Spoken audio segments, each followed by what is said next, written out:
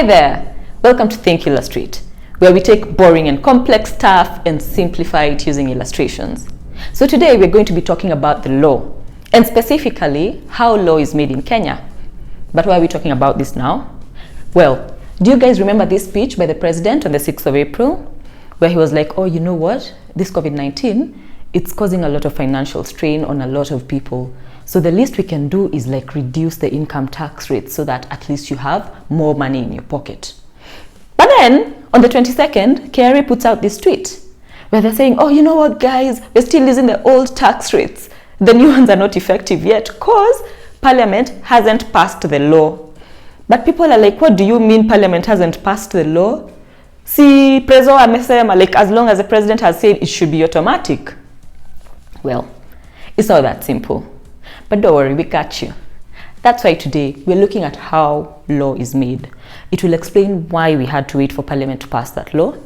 Then we'll also look at your role as a citizen. How can you take part in the lawmaking process?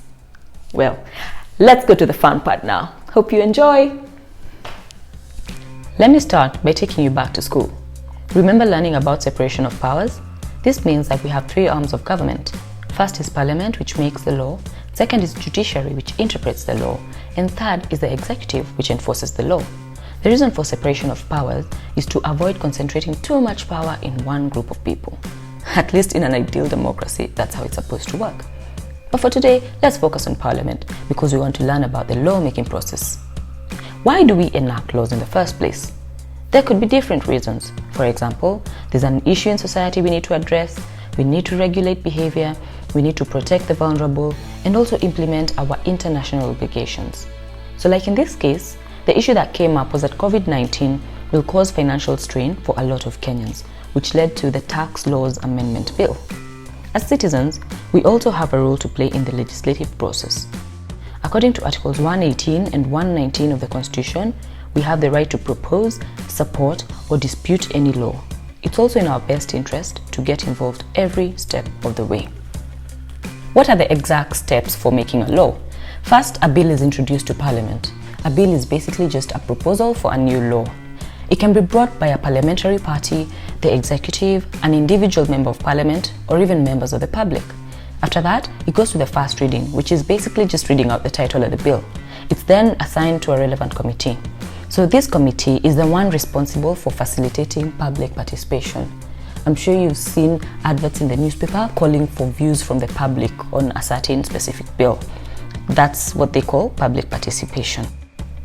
Next, after all the citizen and stakeholder views are collected and compiled into a report, it goes back to Parliament, where the members discuss and debate on the objects, purpose, principles, and the specific clauses of the bill. After this debate, they take it to a vote, where they can decide to kill it. If a majority vote for it, then it goes to the next step, which is the third reading. The third reading is more discussion, but less substantive amendments. So it's more like, how do we arrange these clauses? Maybe we should draft it like this instead of like that. After that, they take it to a final vote, upon which it's taken to the president for assent. He can either sign it into law or send it back to Parliament with reservations. Once it's back in Parliament, they can decide to accept the president's reservations or reject them. But if they reject them, it has to be by a 2/3 majority vote. It then goes back to the president for assent. And when does a new law become effective? If you look at any act of Parliament, they usually give a period within which a new law will become effective. But if it's not stated, then it automatically becomes effective 14 days after presidential assent. For example, when we look at this new Tax Laws Amendment Act, Parliament passed it on Wednesday the 22nd of April, and the President assented to it on the 25th of April. And since the Act says that it will start immediately upon assent, it means that we are now officially using the new tax rates. Yay! Let's go to public participation. What is it? Why is it important? And how can you participate? In a democracy, citizens have the right to be included and take part in government decisions. It's your constitutional right. It promotes transparency and accountability, and everyone can participate. As long as you identify an issue that affects you or your community, you can come together with your fellow citizens and engage the duty bearers. And how can you participate? Luckily, there are many online resources that can help you make your voice heard as a citizen. Today, we look at two of them, kenyalaw.org and mzalendo.com. kenyalaw.org is a repository for legal information in Kenya. You can find all the bills before Parliament, all the laws of Kenya, the Kenya Gazette, court rulings and judgments. And here's a tip. You can subscribe to the Kenya Law newsletter if you want to be getting weekly updates on what's going on in the legal sphere. Now let's have a look at mzalendo.com. Mzalendo is an organization that promotes legislative access and openness and enhances public participation. So how can Mzalendo help you participate in the lawmaking process? They have a platform called Dokeza, which is the Kiswahili word for share your idea. If you go to dokeza.mzalendo.com, you can sign up, create a user account, see all the bills available for comment, and you can leave your comment there. Now what happens next is that Mzalendo collects all the comments and compiles them into one nice memorandum, which they then present to Parliament. And that's how you get a chance to participate in the legislative process.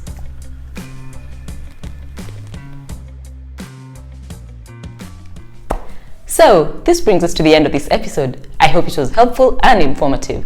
If you have any questions or any topics you'd like to learn about, please let us know in the comment section below. If you like this video and want to see more of these, make sure you hit the subscribe button. Finally, we've included links to these resources that we mentioned here and other resources you can use to learn about the law and about public participation. You can find them in the description below.